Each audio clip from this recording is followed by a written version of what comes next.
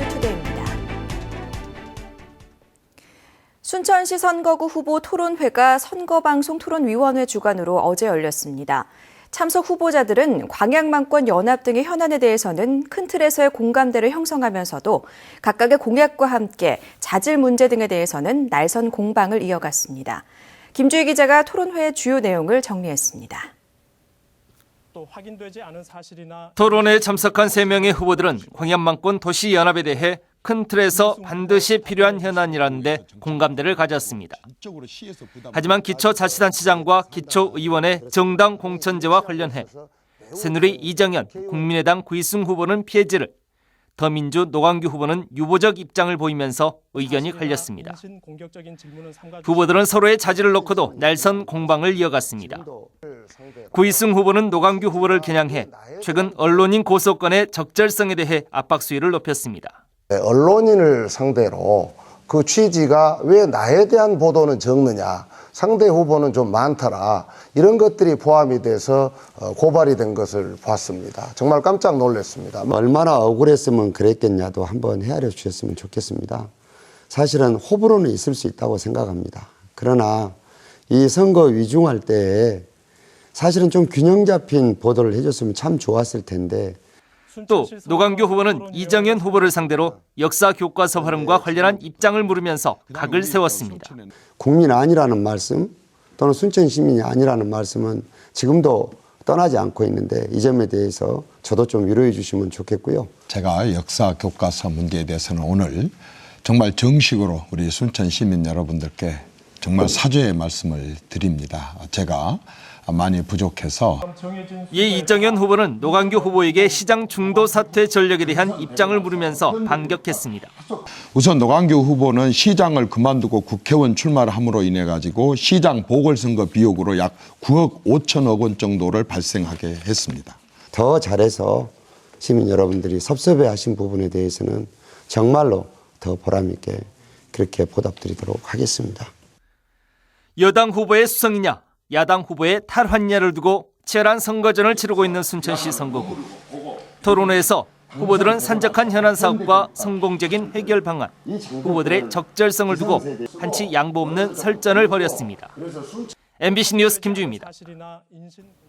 한편 광양 구례 곡성 선거구의 주요 후보자들은 처음으로 TV 공개 토론회 장에서 만났습니다.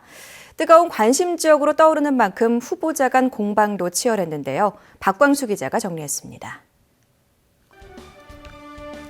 현재 우리 사회의 가장 큰 문제는 무엇이고 당선 후 입법 활동은 어느 분야에 집중할까? 우선 우윤근, 유현주 후보는 사회적 불균형 해소에 초점을 맞췄고 권력 독점, 또 자본 독점, 기회 독점을 고치는 데 앞장서고 최우선적으로 경제 민주화 입법을 해내도록 하겠습니다. 아무리 일해도 아무리 열심히 일해도 우리 서민들은 갈수록 삶이 어려워지고 재벌들은 점점 더 부자가 된다는 얘기입니다. 이런 구조를 근본적으로 바꿔내지 않고서는. 정인화, 이승한 후보는 민생 문제 해결에 방점을 뒀습니다. 민생 안정 법안을 추진하겠습니다. 그 첫째로 반값 통신비 실현을 위한 입법의 제 첫 번째 입법 활동을 시작하도록 하겠습니다. 여의도 국회의원이 아니라 국민과 광양, 곡성, 구례를 대표하는 일꾼 국회의원이 될 것입니다.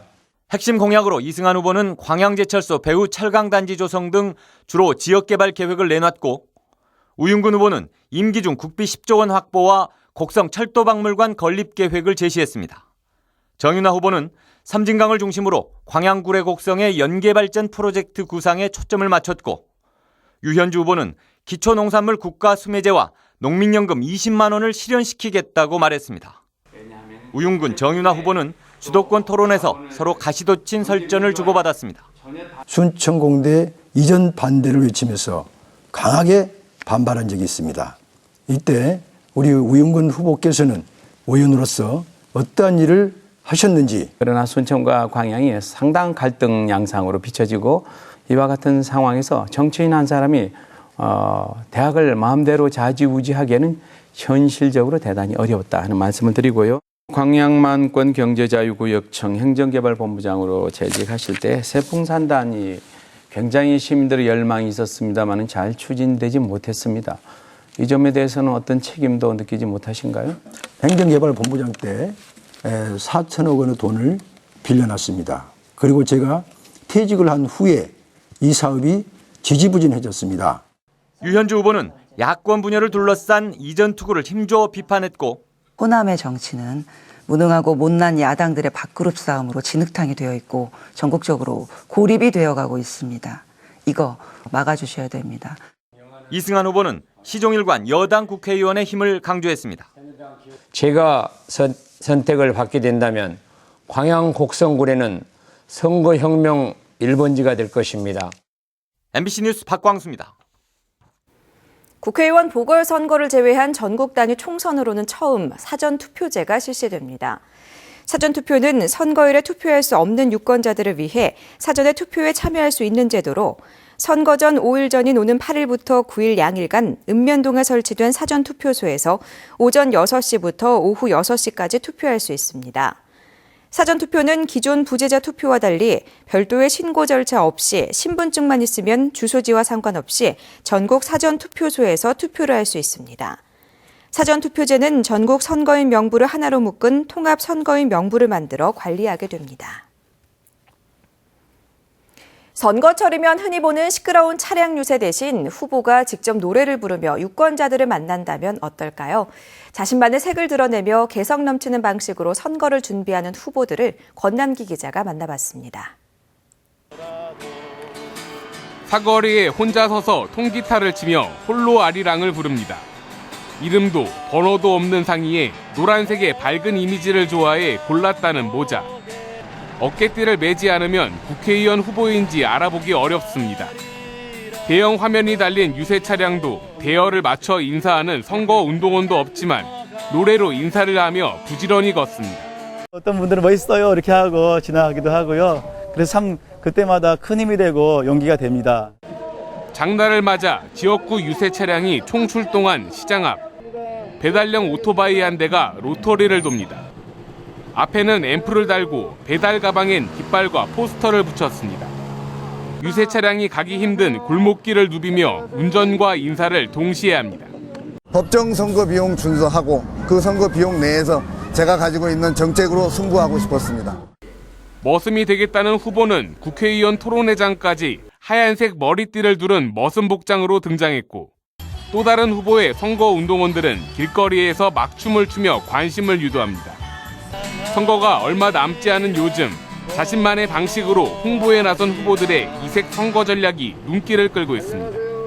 MBC 뉴스 권남기입니다. 문재인 더불어민주당 전 대표가 호남 지역 총선 후보 지원에 나설 경우 여수가 유력하다는 관측이 나오고 있습니다. 여수을 백무현 후보 측은 지난 2012년 대선 당시 민주당 문재인 후보의 선대위 대변인을 맡았던 인연을 계기로 광주 전남 지역 총선 후보 가운데 유일하게 문 전 대표에게 총선 지원 유세를 요청했다고 밝혔습니다. 아직 문 전 대표가 여수를 방문할지는 불투명하지만 총선 기간 호남 방문에 강한 의지를 피력하고 있는 것으로 알려지고 있습니다. 그러나 김종인 대표 등 지도부가 문 전 대표의 호남 방문을 달갑지 않게 생각하고 있어 문 전 대표의 여수행 여부에 따라 당내 갈등이 불거질 가능성도 제기되고 있습니다. 남도의 서정 시인인 고흥 출신의 송수건 시인이 별세했습니다. 고인은 한평생 남도에 머물며 남도의 향토적 서정성과 민중의 한을 작품에 담아냈습니다. 정영욱 기자입니다.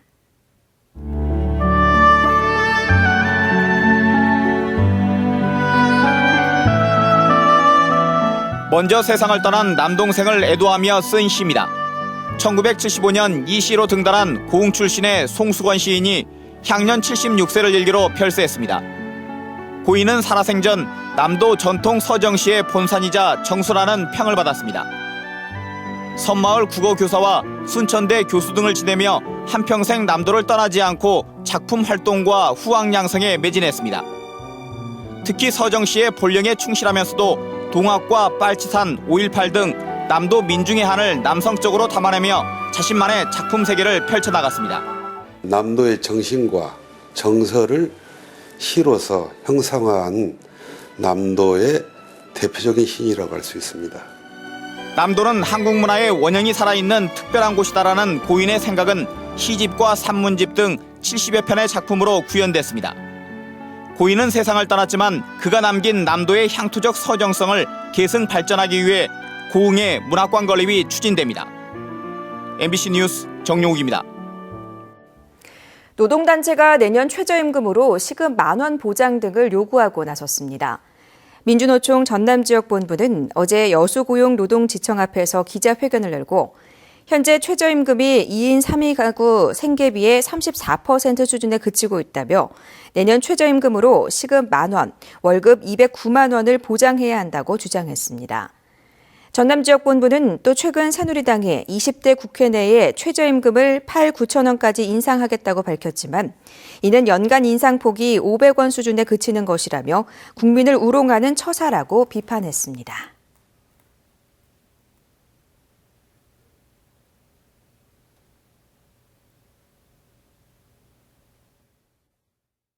이 시각 현재 상암동 하늘공원에서 바라본 서울 모습입니다. 오늘 아침 쨍한 하늘은 아닙니다. 안개도 다소 끼어있고 구름도 지나고 있는데요. 오늘 날이 차츰 흐려지겠습니다. 날은 계속해 따뜻하겠는데요.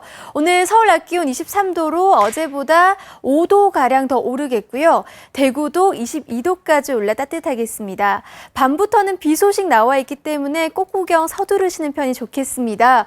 오늘 밤 충청과 남부지방에서 비가 내리기 시작해 내일 새벽에는 서울을 비롯한 전국적으로 확대되겠습니다. 예상 강우량을 보시면 제주 산간 최고 150mm 이상, 남해안으로도 최고 100mm 이상 많은 비가 쏟아지겠고 벼락이 치거나 돌풍도 불겠습니다. 그 밖에 충청과 남부 20에서 많게는 70mm, 서울을 비롯한 수도권과 강원도로도 5에서 30mm가량이 내리겠습니다. 현재 구름 영상입니다. 전국적으로 구름의 양이 조금씩 늘고 있는데요. 남서쪽에서 비를 가진 구름이 차츰 다가오겠습니다. 따라서 오늘 낮에 제주도를 시작으로 밤에는 충청 남부와 남부 곳곳에서 비가 내리겠고요. 수도권은 오늘 차츰 흐려지기만 하겠습니다. 현재 기온은 서울이 6.7도, 대구 8.8도로 출발하고 있습니다. 낮 기온은 서울 23도, 부산 19도까지 올라 따뜻하겠습니다. 비는 내일 낮이면 대부분 그칠 전망입니다. 날씨였습니다.